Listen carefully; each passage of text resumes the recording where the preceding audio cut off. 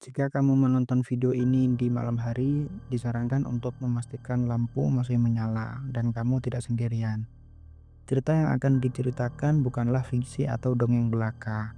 Ini adalah kisah nyata yang terjadi pada Rizky Pratama, seorang pemuda yang dulu selalu riang dan penuh semangat, sampai malam itu datang dan mengubah segalanya selamanya.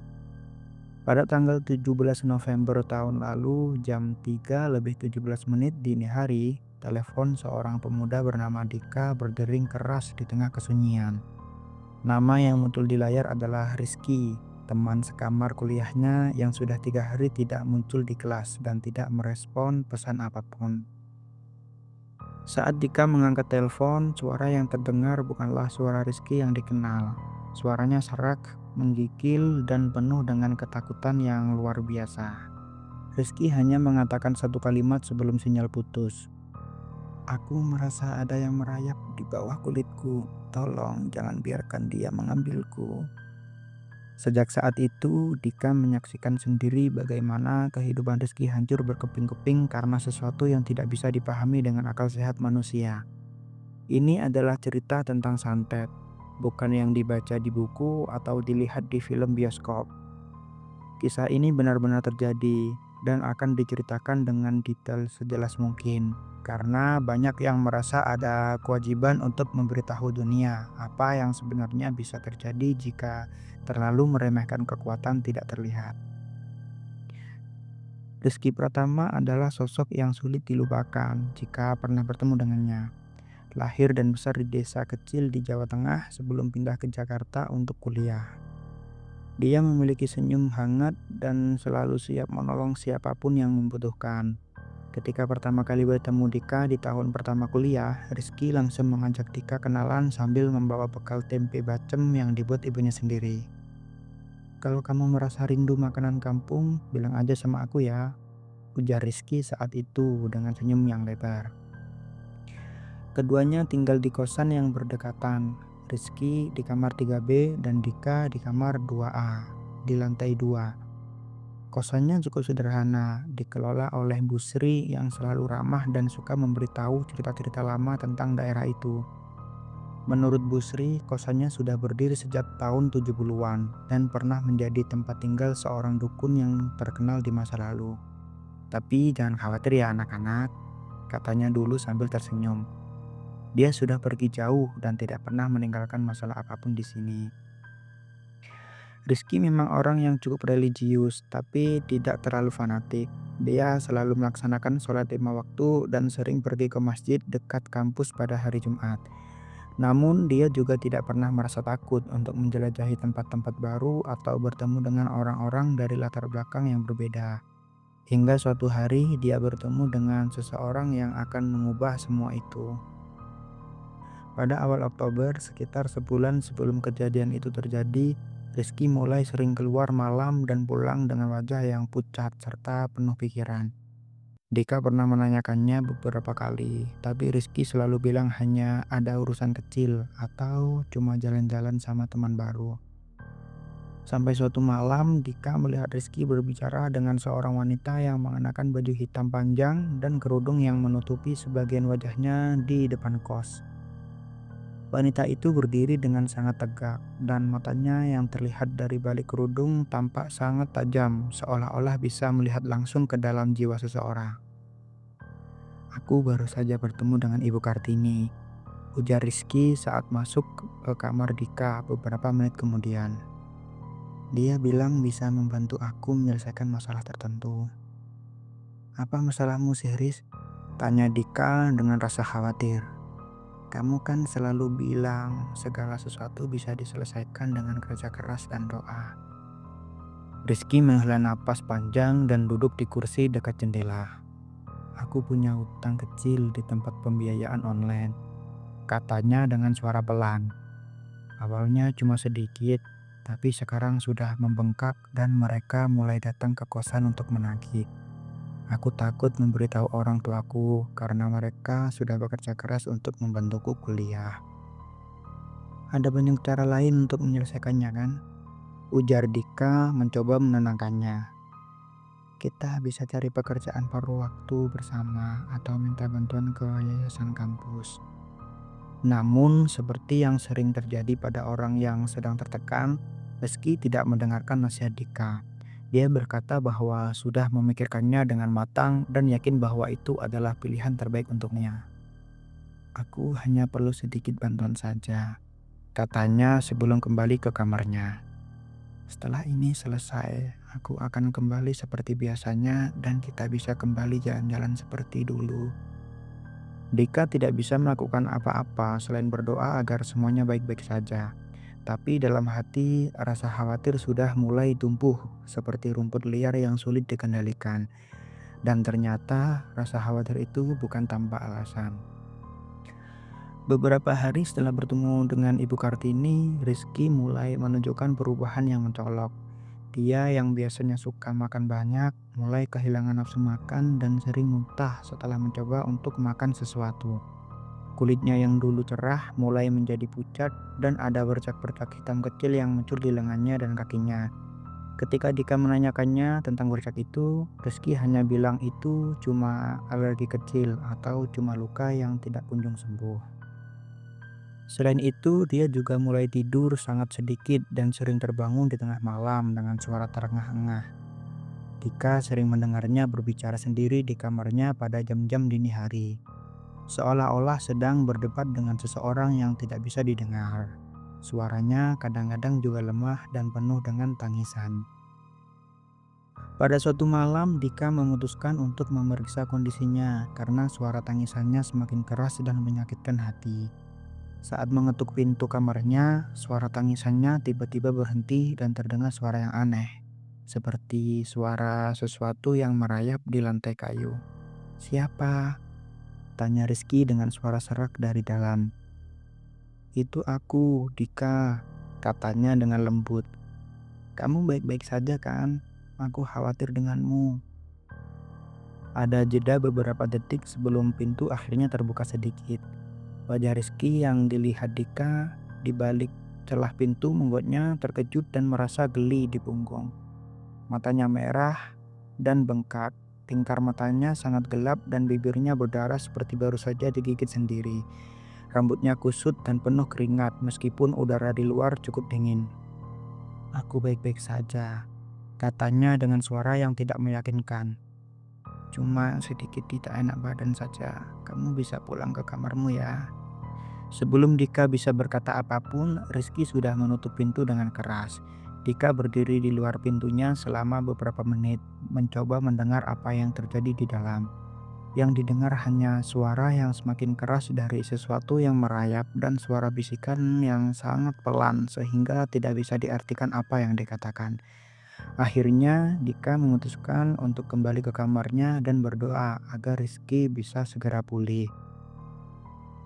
Namun keadaan hanya semakin memburuk dari hari ke hari. Rizky mulai tidak datang ke kelas sama sekali dan tidak merespon panggilan atau pesan apapun dari teman-teman kuliah atau keluarganya. Bu Sri juga mulai merasa khawatir karena sering melihat Rizky berjalan-jalan di koridor kosan pada jam-jam dini hari dengan mata kosong dan tubuh yang bergetar seperti sedang kedinginan. Anak itu pasti terkena sesuatu yang tidak baik, katanya pada Dika suatu hari saat Dika sedang mengambil air di kamar mandi bersama. "Aku pernah melihat tanda-tanda seperti itu pada orang-orang di desa dulu. Mereka yang terkena santet biasanya menunjukkan gejala-gejala yang sama. Kehilangan nafsu makan, kulit menjadi belang-belang, dan sering berbicara dengan orang yang tidak ada." Kata-kata Bu Sri membuat Dika merasa semakin takut. Dika tahu bahwa santet adalah sesuatu yang sangat dipercaya di banyak daerah di Indonesia, terutama di Jawa. Santet sendiri adalah salah satu bentuk sihir hitam yang digunakan untuk menyakiti orang ataupun membunuh orang lain dengan cara yang tidak langsung. Biasanya santet diberikan melalui barang-barang tertentu seperti makanan, minuman, atau barang pribadi yang pernah digunakan oleh korban. "Apa yang harus kita lakukan, Bu?" tanya Dika dengan suara gemetar. "Kita tidak bisa biarkan Rizky seperti ini terus-menerus." Bu Sri menghela nafas panjang dan melihat ke arah kamar Rizky dengan ekspresi sedih. Kita harus mencari bantuan dari orang yang benar-benar mengerti tentang hal ini. Aku tahu seorang dukun yang baik di desa sebelah. Dia pernah membantu banyak orang yang terkena santet atau kutukan lainnya. Tapi kita harus berhati-hati karena tidak semua dukun mau membantu orang yang sudah terlanjur dalam permasalahan seperti ini. Dika mengangguk dan berjanji akan membicarakannya dengan Reski, tapi dia tahu bahwa itu tidak akan mudah. Reski yang dulu selalu terbuka dan ramah sekarang sudah seperti orang lain, tertutup, cemas dan sangat curiga terhadap semua orang di sekitarnya. Namun tidak ada pilihan lain, harus dilakukan sesuatu sebelum terlambat. Pada tanggal 10 November, sekitar seminggu sebelum panggilan telepon itu terjadi, Dika memutuskan untuk masuk ke kamar Rizky tanpa izin karena dia sudah 3 hari tidak keluar sama sekali dan Dika khawatir dia sudah tidak bernafas lagi. Saat membuka pintu kamarnya, baunya yang menusuk hidung langsung membuat Dika merasa ingin muntah. Ada campuran bau busuk, bau keringat, dan sesuatu yang tidak bisa dijelaskan, seperti bau tanah basah dan mayat yang sudah mulai membusuk. Kamarnya berantakan sekali, buku-buku dan catatan kuliah berserakan di lantai, baju-baju tergeletak di mana-mana, dan ada noda-noda coklat gelap yang tampak seperti darah di lantai kayu. Rizky sendiri terbaring di atas kasurnya dengan tubuh yang menggigil dan mata yang terbuka lebar ke arah langit-langit. Dia tidak mengenakan baju apapun, dan kulitnya yang penuh dengan bercak hitam sekarang sudah mulai mengeluarkan cairan bening yang sangat lengket. "Aku tahu kamu akan datang," katanya dengan suara yang sangat pelan saat Dika mendekatinya. "Dia bilang kamu akan mencoba untuk mengganggu." "Siapa yang bilang itu, Riz?" tanya Dika dengan suara gemetar sambil mencoba untuk tidak melihat kondisi tubuhnya yang menyakitkan hati. "Kita harus pergi ke rumah sakit sekarang juga. Kamu butuh bantuan medis." Rizky menggelengkan kepalanya dengan lambat. "Rumah sakit tidak bisa membantu aku," katanya dengan mata yang mulai menangis. "Dia sudah masuk ke dalam diriku. Dia bilang akan tinggal di dalam tubuhku selamanya, kecuali aku memberikan apa yang dia inginkan." Rizky mengangkat tangannya yang juga penuh dengan bercak hitam dan menunjukkan sesuatu yang tertanam di bawah kulitnya. Dika bisa melihat ada sesuatu yang bergerak di dalam kulitnya, seperti ulat besar yang sedang merayap di bawah permukaan. Saat melihat lebih dekat, bisa melihat bentuknya yang tidak biasa. Seolah-olah itu adalah makhluk kecil dengan kepala dan ekor yang jelas terlihat. Tiba-tiba tubuh Rizky mulai bergerak dengan sangat kaku dan dia terdengar seperti sedang tersedak. Matanya yang dulunya coklat gelap sekarang sudah berubah menjadi warna kehijauan yang sangat aneh. Dan mulutnya terbuka lebar mengeluarkan suara seperti menggeram yang sangat mengerikan. Ada sesuatu yang mulai keluar dari mulutnya.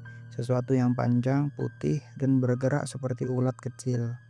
Dika segera mundur ke belakang dengan kaki yang gemetar dan merasa seluruh tubuhnya menjadi kaku karena ketakutan. "Sekarang kamu tahu betapa kuatnya dia," katanya dengan suara yang sudah tidak seperti suara manusia lagi. "Jika kamu tidak melakukan apa yang dia inginkan, dia akan mengambil diriku dan kemudian datang untukmu juga. Kamu tidak bisa melarikan diri darinya." Setelah itu, tubuh Rizky kembali rileks dan dia pingsan dengan wajah yang kembali menjadi pucat dan tidak bernyawa. Dika segera keluar dari kamarnya dan berlari ke kamar Bu Sri untuk memberitahunya apa yang didengar dan dilihat. Bu Sri yang sedang membaca Al-Quran segera berhenti dan berdiri dengan wajah yang serius. "Itu sudah terlalu jauh," katanya dengan suara yang penuh dengan kesedihan. "Kita harus segera pergi ke rumah dukun itu sebelum dia benar-benar mengambil alih tubuhnya." Keduanya memutuskan untuk pergi ke desa tempat tinggal dukun itu pada hari berikutnya. Bu Sri bilang bahwa harus pergi dengan membawa beberapa barang dari Rizky. Sehelai rambutnya, sepotong kain yang pernah dia pakai, dan air dari kamar mandinya yang sudah dia gunakan. Itu akan membantu dukun untuk melihat apa yang sebenarnya terjadi pada dia dan siapa yang memberikan santet padanya, katanya saat mereka sedang menyiapkan barang-barang itu. Saat mengambil barang-barang itu dari kamar Rizky, Dika melihat ada sesuatu yang tertanam di dinding kamarnya. sebuah simbol yang tidak dikenal dengan garis-garis hitam yang sangat tebal. Di tengah simbol itu ada tulisan yang terbuat dari apa yang tampak seperti darah kering dengan huruf-huruf yang tidak bisa dibaca. "Apa itu, Bu?" tanya Dika dengan rasa takut yang semakin besar. Bu Sri melihat simbol itu dengan ekspresi yang sangat serius. "Itu adalah simbol yang digunakan oleh orang-orang yang berurusan dengan kekuatan gelap. Mereka menggunakan simbol ini untuk mengikat makhluk yang mereka panggil agar tetap berada di dalam tubuh korban. Jika simbol ini tidak dihancurkan dengan cara yang benar, maka makhluk itu akan tetap berada di dalam korban. Mereka menggunakan simbol ini untuk mengikat makhluk yang mereka panggil agar tetap berada di dalam tubuh korban. Jika simbol ini tidak dihancurkan dengan cara yang benar, maka makhluk itu akan tetap berada di dalam korban selamanya atau sampai korban itu mati." Dika merasa seperti sedang dalam mimpi buruk yang tidak pernah berakhir. Semua yang terjadi selama beberapa minggu terakhir sudah jauh melampaui pemahamannya tentang dunia nyata. Dia pernah berpikir bahwa cerita-cerita tentang santet dan sihir hitam hanyalah dongeng yang dibuat untuk menghibur atau menakuti orang-orang. Tapi sekarang dia menyaksikan sendiri bahwa semua itu nyata dan bisa terjadi pada orang yang dicintai. Mereka berangkat dari kosan pada jam 5 pagi dengan menggunakan mobil yang disewakan oleh salah satu teman Bu Sri. Perjalanan ke desa itu memakan waktu sekitar 3 jam dengan melewati jalan-jalan yang sempit dan berkelok-kelok melalui perbukitan dan sawah. Saat semakin dekat dengan desa itu, suasana udara mulai berubah menjadi lebih dingin dan berat. Ada sesuatu yang terasa tidak benar dengan tempat itu, seolah-olah semua makhluk hidup di sana sudah pergi atau sedang bersembunyi dari sesuatu yang sangat mengerikan. Mereka sampai di rumah dukun itu pada jam setengah 9 pagi. Rumahnya terletak di pinggir desa dengan halaman yang luas dan ditanami berbagai jenis tanaman obat serta tumbuhan yang tidak dikenal. Di depan rumah ada sebuah gazebo kecil dengan sebuah meja kayu dan beberapa kursi yang terbuat dari rotan. Seorang pria tua dengan janggut putih panjang dan mengenakan baju warna coklat tua sudah berdiri di depan pintu rumahnya seolah-olah sudah menunggu kedatangan mereka. "Saya sudah tahu mengapa Anda datang," ujar pria tua itu dengan suara yang dalam dan merdu. "Nama saya Ki Damarto. Silahkan masuk saja dan beritahu saya semua yang terjadi pada anak itu." Bu Sri dan Dika masuk ke dalam rumah yang cukup luas namun penuh dengan barang-barang yang tidak biasa. Mulai dari berbagai jenis alat sihir, buku kuno dengan tulisan yang tidak bisa dibaca, hingga wadah-wadah kecil yang berisi ramuan dan bahan-bahan yang tidak dikenal. Di tengah ruangan ada sebuah meja kayu besar dengan sebuah tempat untuk menyimpan lilin dan beberapa helai kain warna merah dan putih yang ditata rapi. Setelah mereka duduk dan menjelaskan, Ki Darmanto menghela nafas panjang dan mengambil barang-barang yang mereka bawa. Dia mulai memeriksa sehelai rambut Rizky dengan sangat cermat, kemudian menciumnya dan menggelengkan kepalanya dengan ekspresi sedih. "Anak ini memang terkena santet. Jenis santet yang diberikan padanya adalah jenis yang paling kuat dan berbahaya, yang disebut santet kerudung hitam. Biasanya diberikan oleh orang yang memiliki dendam yang sangat dalam atau ingin mengambil sesuatu yang berharga dari korban." "Siapa yang bisa melakukan hal seperti ini pada Rizky?" tanya Dika dengan suara gemetar. "Dia adalah orang yang baik dan tidak pernah menyakiti siapapun." Ki Darmanto mengambil sepotong kain yang pernah digunakan Rizky dan mulai membacakan doa-doa yang tidak dikenal. Setelah beberapa menit, dia mengangkat kepalanya dengan mata yang sudah mulai merah. Seseorang yang pernah dia tolong tapi merasa tidak dihargai, atau seseorang yang melihatnya sebagai ancaman bagi sesuatu yang mereka inginkan. Dia kemudian mengambil air dari kamar mandi Rizky dan menuangkannya ke dalam sebuah wadah kecil yang terbuat dari tanah liat.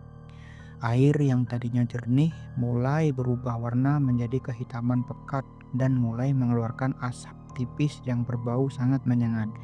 Dika dan Bu Sri terpaksa menutup hidung dan mata mereka karena bau yang sangat menyakitkan. Makhluk yang masuk ke dalam tubuh anak itu adalah makhluk yang disebut buto ijo, ujar Ki Darmanto saat air mulai kembali jernih. Makhluk ini biasanya hidup di dalam tanah dan hanya bisa dipanggil oleh orang yang memiliki kekuatan khusus. Makhluk ini akan tinggal di dalam tubuh korban dan perlahan-lahan menghisap energi serta darahnya sampai korban mati atau memberikan apapun yang diminta oleh yang memanggilnya. Apa yang bisa kita lakukan untuk menyelamatkan Rizky? Tanya Bu Sri dengan suara yang penuh harap. Kita harus melakukan ritual pembersihan segera, katanya dengan serius. Namun ini tidak akan mudah dan ada risiko yang harus kita hadapi. Makhluk ini tidak akan mau pergi dengan mudah dan bisa saja menyerang siapa saja yang mencoba untuk mengusirnya. Ki Darmanto kemudian menjelaskan bahwa ritual pembersihan harus dilakukan di malam hari, di tempat yang sangat tenang dan jauh dari pemukiman manusia. Dia juga meminta mereka untuk membawa beberapa barang tambahan, antara lain telur ayam kampung yang belum pernah dipegang oleh orang lain, air zam-zam, beberapa helai daun sirih dan kunyit, serta seutas tali yang terbuat dari serat kapas murni. Ritual ini harus dilakukan tepat pada jam 12 malam. Pada saat itu, energi dunia lain paling kuat dan kita bisa menggunakan kekuatan itu untuk mengusir makhluk tersebut dari tubuh anak itu. Mereka berjanji akan menyiapkan semua yang dibutuhkan dan kembali ke rumah Ki Darmanto pada malam hari yang sama. Sebelum mereka pergi, Ki Darmanto memberikan sebuah amulet kecil yang terbuat dari logam hitam kepada Dika. Berikan ini kepada anak itu sebelum ritual dimulai. Ini akan membantu melindungi dirinya dari ketakutan makhluk tersebut selama ritual berlangsung. Ketika mereka kembali ke kosan, matahari sudah mulai terbenam dan langit menjadi gelap. Dika segera pergi ke kamar Rizky untuk memberikan amulet tersebut. Rizky masih terbaring di atas kasurnya dengan kondisi yang semakin memburuk. Kulitnya sekarang sudah penuh dengan luka-luka yang mengeluarkan darah hitam pekat dan dia sering menggigil seperti sedang mengalami demam tinggi. Ketika Dika memberikan amulet padanya, tubuh Rizky tiba-tiba bergetar dengan sangat kuat dan dia mulai berteriak dengan suara yang sangat menyakitkan telinga. Namun setelah beberapa menit, tubuh Rizky mulai rileks dan dia membuka mata dengan ekspresi yang penuh dengan kesedihan. Tolongnya aku Dika, aku tidak bisa menahannya lagi. Dia selalu berbicara di dalam kepalaku dan mengatakan bahwa aku harus melakukan apapun yang dia inginkan. Dika menepuk bahu Rizky dengan lembut dan berkata, "Kamu tidak sendirian lagi. Kita sudah menemukan seseorang yang bisa membantu kamu. Malam ini kita akan melakukan ritual untuk mengusirnya darimu." Rizky mengangguk dengan lembut dan mulai menangis. Dia mengatakan bahwa dia menyesal tidak mendengarkan nasihat Dika dan berjanji bahwa jika dia selamat, dia akan tidak pernah lagi berurusan dengan hal-hal berkaitan dengan kekuatan gelap. Bu Sri kemudian datang ke kamar dan membantu Dika untuk membersihkan tubuh Rizky serta mengganti baju dan spray yang sudah kotor. Mereka juga memberinya makanan dan minuman yang mudah dicerna, meskipun Rizky hanya bisa makan sedikit dan menelan dengan sangat susah. Sebelum malam tiba, mereka mulai menyiapkan semua barang yang dibutuhkan untuk ritual. Dika memeriksa kembali apakah semua sudah lengkap, telur ayam kampung, air zam-zam, daun sirih dan kunyit, serta tali kapas. Bu Sri juga membaca doa-doa untuk melindungi mereka semua selama ritual berlangsung. Pada jam 10 malam, mereka berangkat dari kosan dengan membawa Rizky yang sudah bisa duduk dengan bantuan kursi roda yang disewakan oleh tetangga kosan. Perjalanan ke tempat yang ditentukan Ki Darmanto memakan waktu sekitar 1 jam dengan melewati jalan-jalan tanah yang sangat gelap dan tidak memiliki penerangan sama sekali. Mereka sampai di sebuah tanah lapang yang terletak di antara dua bukit pada jam setengah 12 malam. Tempat itu sangat tenang dan hanya suara angin yang bertiup dan suara serangga yang bersuara. Di tengah tanah lapang ada sebuah pohon besar yang sudah tua dengan akar yang menjulang ke atas permukaan tanah. Ki Darmanto sudah menunggu mereka di sana dengan membawa beberapa alat ritual dan lilin-lilin yang sudah dinyalakan. Tempat ini adalah tempat yang tepat. Pohon ini sudah berdiri selama ratusan tahun dan memiliki energi yang kuat yang bisa membantu kita dalam ritual ini. Mereka pun mulai menyiapkan segala sesuatu sesuai dengan petunjuk Ki Darmanto. Rizky ditempatkan di atas tikar yang sudah diletakkan di bawah pohon dengan amulet yang diberikan Ki Darmanto dipasang di lehernya. Telur ayam kampung ditempatkan di sebelah kanan kepalanya, air zam-zam di sebelah kirinya, dan daun sirih serta kunyit diletakkan di sekeliling tubuhnya. Pada jam 12 malam, Ki Darmanto mulai membacakan doa-doa yang panjang dan tidak dikenal.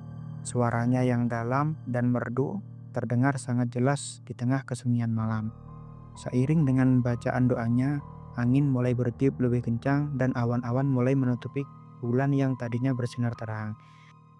Tiba-tiba tubuh Rizky mulai bergetar dengan sangat kuat dan dia mulai berteriak dengan suara yang sangat mengerikan. Kulitnya yang sudah penuh dengan luka mulai mengeluarkan darah hitam pekat dan ada sesuatu yang mulai merayap keluar dari dalam luka-luka tersebut. Makhluk-makhluk kecil yang berwarna hijau tua dengan tubuh yang licin dan mata yang merah menyala. Dika dan Bu Sri ingin mendekati Rizky untuk membantunya, tapi Ki Darmanto segera menghalangi mereka dengan tangan yang terangkat. "Jangan mendekatinya," teriaknya dengan suara yang sangat keras. "Ini adalah bagian dari proses pembersihan. Kita hanya bisa menunggu dan berdoa agar semuanya berjalan dengan baik." Makhluk-makhluk kecil itu mulai berkumpul di sekitar tubuh Rizky dan membentuk lingkaran yang sangat sempurna. Mereka mulai mengeluarkan suara seperti menggeram yang sangat keras dan menyakitkan telinga. Beberapa dari mereka mulai mendekati Ki Darmanto, seolah-olah ingin menyerangnya. Tapi dia hanya terus membaca doa dan mengangkat tangannya ke arah langit. Setelah beberapa menit yang terasa seperti berjam-jam, Ki Darmanto mengambil seutas tali kapas dan mulai membungkusnya di sekitar tubuh Rizky. Saat tali itu menyentuh kulitnya, ada suara seperti kilat yang menyambar dan semua makhluk kecil itu mulai berubah menjadi asap hitam pekat yang segera hilang di udara malam. Tubuh Rizky kemudian kembali rileks dan dia pingsan dengan wajah yang mulai kembali menjadi cerah. Ki Darmanto kemudian mengambil air zam-zam dan memercikkannya ke seluruh tubuh Rizky sambil terus membaca doa. Setelah itu, dia mengambil telur ayam kampung dan memecahkannya di depan wajah Rizky. Telur yang pecah ternyata memiliki kuning telur yang berwarna hitam pekat dan berbau sangat menyengat. Ritual ini berhasil. Makhluk itu sudah berhasil kita usir dari tubuh anak ini. Namun dia masih perlu waktu untuk pulih sepenuhnya dan harus pergi berhati-hati agar tidak terkena hal yang sama lagi. Mereka kemudian membawa Rizky kembali ke kosan dan memberinya perawatan yang diperlukan. Pada hari berikutnya, pagi hari, Rizky akhirnya bisa membuka mata dengan jelas dan mengenali orang-orang di sekitarnya. Dia mengatakan bahwa dia merasa sangat lemah tapi merasa lega karena sesuatu yang selalu mengganggunya sudah hilang. Beberapa minggu kemudian, Rizky mulai pulih dan bisa kembali ke kuliah. Dia mengatakan bahwa dia tidak ingat banyak tentang apa yang terjadi selama dia terkena santet. Tapi dia selalu akan mengingat nasihat Dika dan Busri serta bantuan Ki Darmanto yang telah menyelamatkannya. Namun, cerita ini tidak berakhir di situ. Beberapa bulan setelah itu, Dika mengetahui bahwa wanita yang bernama Ibu Kartini ternyata adalah seseorang yang pernah ditolak oleh Rizky ketika dia ingin meminjam uang dengan bunga yang sangat tinggi. Dia merasa tersinggung dan memutuskan untuk memberikan santet pada Rizky sebagai balas dendam.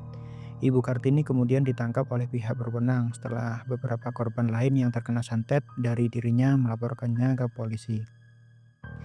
Rizky sekarang sudah kembali menjadi dirinya sendiri, riang, penuh semangat, dan selalu siap menolong orang lain. Dia juga sering bercerita tentang pengalamannya kepada teman-temannya agar mereka tidak pernah lagi tergoda untuk berurusan dengan kekuatan gelap atau orang yang tidak dikenal. Cerita tentang Rizky yang terkena santet ini menjadi salah satu cerita yang tidak akan pernah dilupakan oleh mereka yang menyaksikannya.